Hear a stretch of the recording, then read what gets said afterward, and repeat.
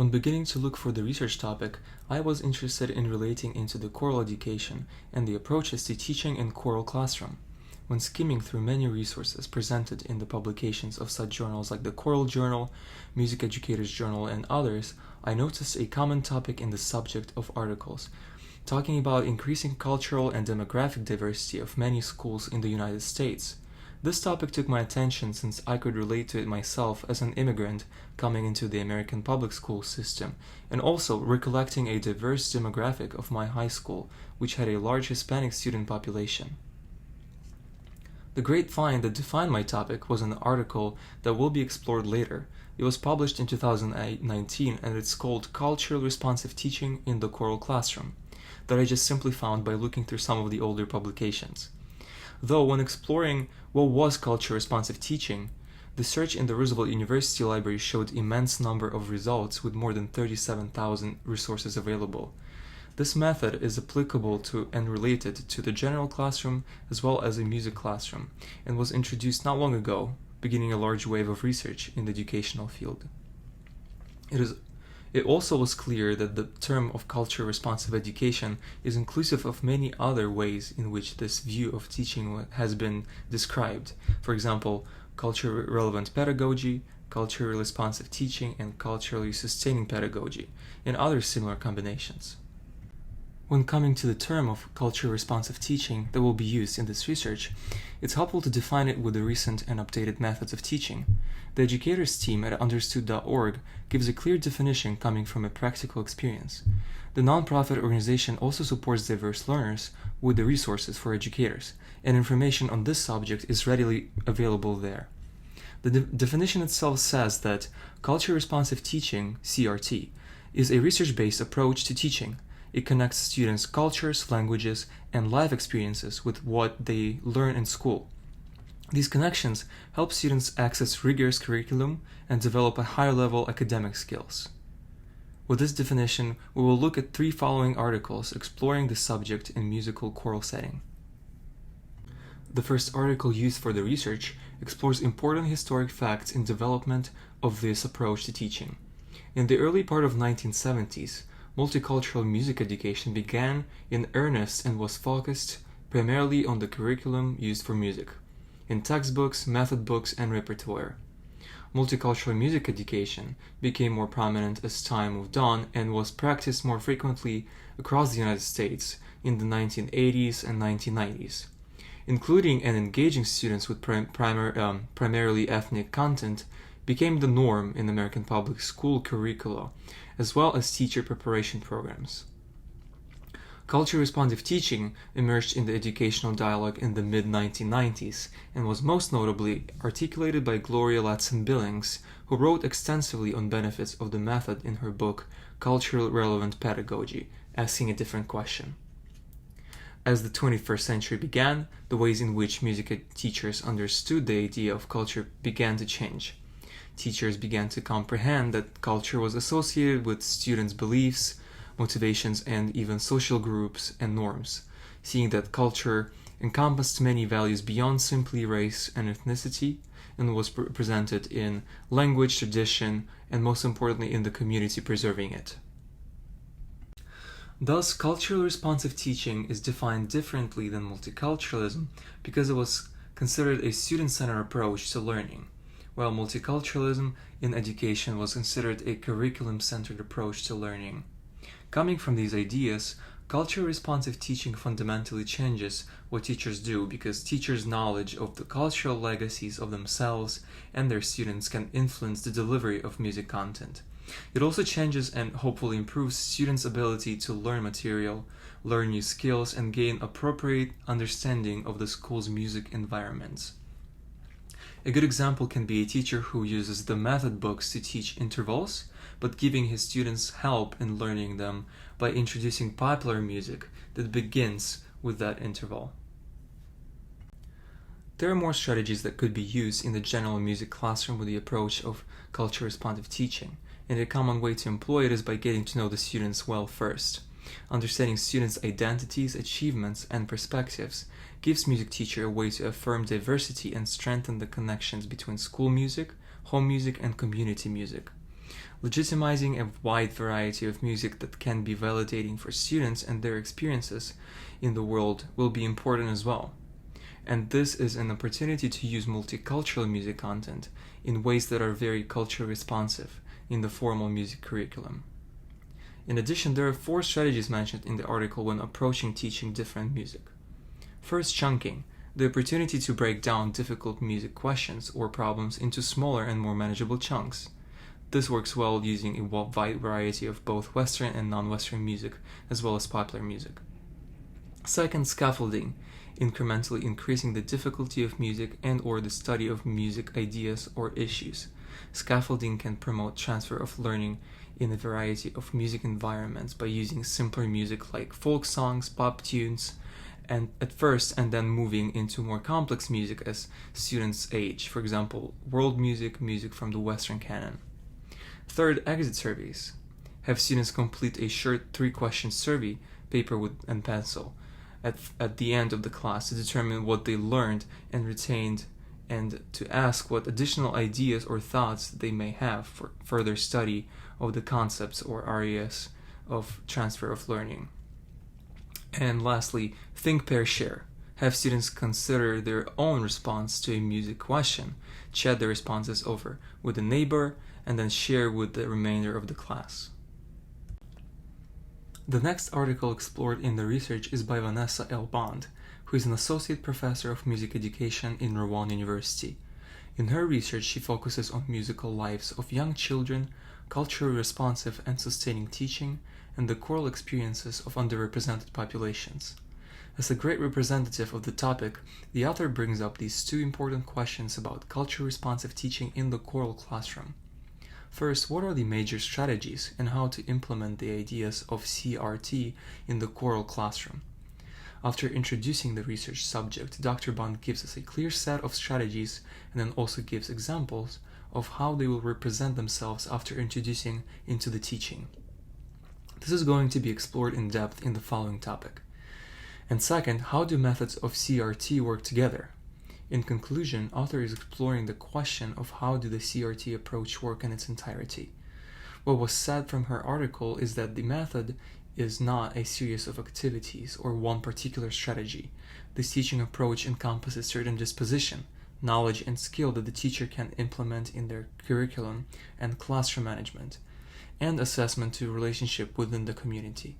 Put into action, a culture-responsive choral educator will teach to and through the strength of his or her students, and connect their home and school experience.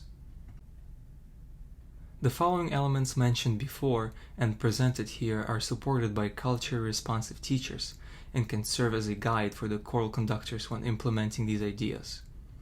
Following are 7 strategies for integrating culture-responsive teaching principles into the choral classroom. First, knowing the students. A teacher should explore with what music have students engaged and in what contexts, with what genres, ways of transmission, and manner of performance are they most familiar. It is also important to be aware of all the students in the building, not just those currently enrolled in one's choral program, and also trying to engage new students in program concerts with that in mind. Second, building on students' strengths. Music literacy is often confused with notational literacy when music and notation are not equivalent terms. Although notation literacy has its place in the curriculum, it should not be a gatekeeping requirement for participation in choirs, nor should it be valued as the ultimate way of knowing. If this is always the reality, there would be no place for the wealth of knowledge presented in many students who come from an oral tradition. Third, connecting home and school experiences. Choral educators can help students connect their homes and school experiences by engaging with the music that students listen to outside in the classroom. Genres of home music will vary, and accessibility of choral arrangements could be a potential roadblock to including them in the concert because of the context and technical difficulties. Still, a teacher could do an arrangement of tunes not currently published in a ready format, or arrange them if published versions do not meet the vocal needs of the students. Fourth, using a wide variety of music. By including a wide variety of music in selected choral repertoire, a teacher can validate the presence of many while expanding the soundscape of all. There, there are many different and equally valid musical systems in the world. Quality music of all types should exist side by side in students' lives and in choral programs. Fifth, presenting music in its social and political context. When music is presented separately from its social and political context, a choral educator deprives his or her students of a rich and multi-layered musical experience and potentially strips the music of its meaning and value, while making sure to educate themselves first, and a choral conductor can encourage students to think critically about predominant music practices, such as the importance assigned to particular genres of music, and other contextual concerns such as issues of authenticity when music is performed outside of its cultural origin. Sixth, acknowledging the sharing multiple perspectives. The presence of text in majority of choral music compels the vocal music educator to consider music meaning in concrete as well as abstract ways. For example, a conductor might ask for opinion from the shape of a particular phrase and take the time to try several student-suggested possibilities. Seventh, encouraging a sense of community with high expectations for all. Individual voices come together in the choral classroom to work toward an aesthetic, pleasing whole. Working together, therefore, is a crucial component of this endeavor. Thus, a choral conductor should encourage students to use their support network of classmates to work toward fluency in many ways of sharing musical experience, like when working in students-led sectionals. Looking back, the research explored mainly the strategies of the cultural responsive teaching, but the last article will showcase the benefits of this method coming from the words of adolescent choir singers themselves. The article was written by Julia T. Shaw and published in Journal of Research in Music Education in 2016. Shaw's research on culturally responsive pedagogy, sociocultural issues in music education, and urban education had been honored with the Society of Research in Music Education's grant, and her research truly enlightens with its fieldwork and outstanding information. The article presents a study exploring adolescent choral students' perceptions of the culture responsive teaching in an urban community children's West Side choir, which showed how a highly multi-ethnic teacher, James Moses, designed culture responsive instruction for a community with a significant migrant and immigrant Hispanic population. The neighborhood in which the West Side choir was situated was a thriving Puerto Rican enclave within a Midwestern American city. The choir demographic profile reflected that of surrounding community, with 73% of students identifying as Latino, 6% of students also identifying as African American, 4% as Asian American, 8% as White European, and 1% as Native American. In the following topic, we'll look at the series of interviews that were part of the research and explored students' perception of the culture responsive teaching through questions about repertoire relating to their identity, which showed some of the visible benefits of teaching approach. The article looks at 3 interviewed members of the choir: Mateo, a Puerto Rican migrant, Cristina, a second-generation Guatemalan immigrant, and Sharon, who identified with multiple cultures. First, in his interview, Mateo was most eager to state his identity and explained that his family moved from Puerto Rico when he was 7 years old. Then Mateo described one of the experiences with culture-responsive teaching. It came from learning and performing Mi Viejo San Juan, a piece James described as a song of longing of Puerto Ricans for their country.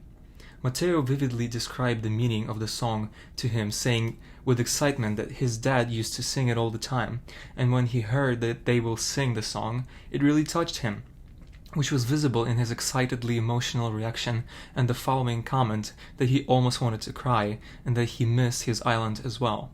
By selecting music that honored Mateo's cultural heritage, James created an environment that supported Mateo's identity. In the second interview, a student named Cristina described herself as Guatemalan, with a clear refusal to identify just as American or Latino. Though born in the United States, in contrast to Mateo, Cristina was one generation removed from her parents and emphasizing that she was half and half. In the next conversation, Cristina described one piece from the choir's repertoire called Luna de Xilahu that fostered a meaningful connection of her parental culture of origin. and she said that it brought her to tears because the song was almost like the Guatemalan national anthem. The culture-responsive classroom in this study supported Christina in maintaining a connection to her parental culture of origin. A third interview was with Shirin, who considered herself a multicultural person after describing different nationalities of her family members, and with each of those cultures, Irish, Persian, African American, Filipino, composing an important part of her identity. Later, she added that she holds Baha'i faith and would consider it as a way of life where one believes and studies about all cultures and religions. When asked about the teacher's repertoire choices, Sharon recognized that they were often responsive to the majority culture. But she said that music didn't play a role in her identity since she hadn't heard a Persian or Irish song, while saying she knows they're out there. Even though the culture-responsive approach didn't seem to reflect on Sharon, later students brought up that one song that the choir had recently performed had made a positive impact on her. After the concert where the Parranda choir medley was performed with the choir representing Puerto Rican holiday folk music tradition, Sharon's stepdad shared with her that when he was in Puerto Rico, he did a parranda once with his friends, and so they had a uniting conversation influenced by the culture-responsive teaching approach that connected with a part of her identity. Looking back at the presented experience with culture-responsive teaching, it could be said that positive aspects are present but with a different effect on every student, which will be a case in every classroom. In conclusion of this research, there are three main ideas to revisit. Firstly, the development of the culture-responsive teaching method and its application in the choral classroom has been shaped and reshaped into what it's now in the relatively recent time. This opens a lot of room for additional research on the subject that could be done by teachers themselves by exploring their classroom and their community. But even though the subject is relatively recent, there have been a significant amount of research input which would be very valuable for extensive research. Secondly, the application of the method in the choral classroom can be incorporated in different ways, since the strategies mentioned in the research are generalized tactics that teachers should take as the guidelines and tools that they can adjust and vary depending on the situation in their school, though the research gives many clear strategies for all teachers that would be easy to follow. And lastly, culture-responsive teaching can be a very beneficial strategy for many students, but it needs an informed and research-based approach from the teacher, putting an accent on knowing their students. Such teaching approach would mean spending more time on community building, engaging with students and families, and active communication with the students on the daily basis. This is possible and could be fully incorporated over time, but also would require a strong base of teaching experience in a particular community and a need to establish an efficient and successful music program, which would be enhanced with the culture-responsive teaching approach.